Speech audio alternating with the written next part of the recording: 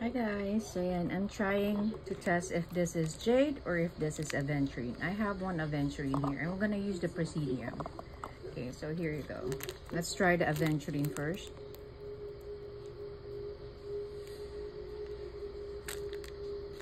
Okay, again.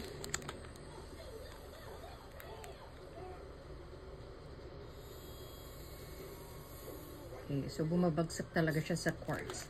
Now we're gonna try this one, which is a jade. Okay, there you go. Okay, another way to test it, of course, the UV light. Okay, so I'll turn off the little light I have here. Move natin yan. Okay, so let's see kung UV reactive siya. So there's no blue color, as you can see. So hindi yan resin. Okay, let's try this one again. This is UV.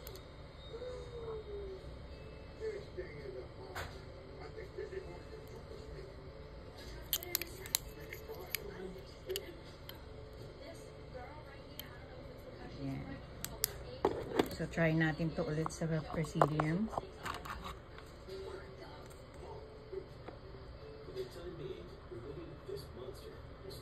Okay, there you go. And another one. And another test now we can do is the hair test. So I'm gonna get a hair. Wait lang. Ouch. So I'm really pulling a hair out. I actually got two. Okay lang yan. Okay. Magkaiba kulay, diba? Okay, there you go. So we'll burn it.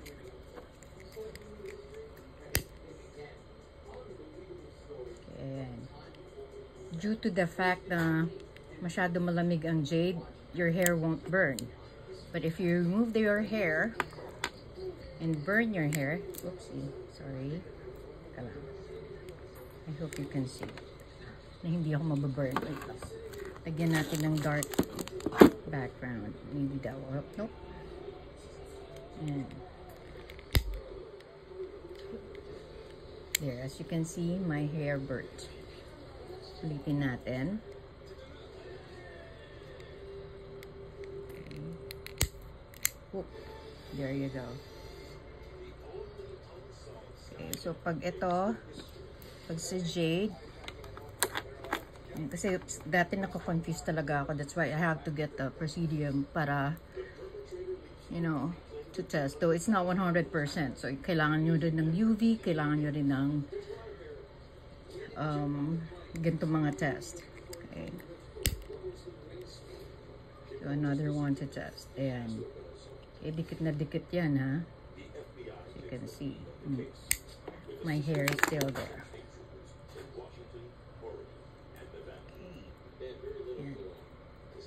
And sa tagal nung lighter niyan, dapat mahirap na to hawakan. But I can still touch it.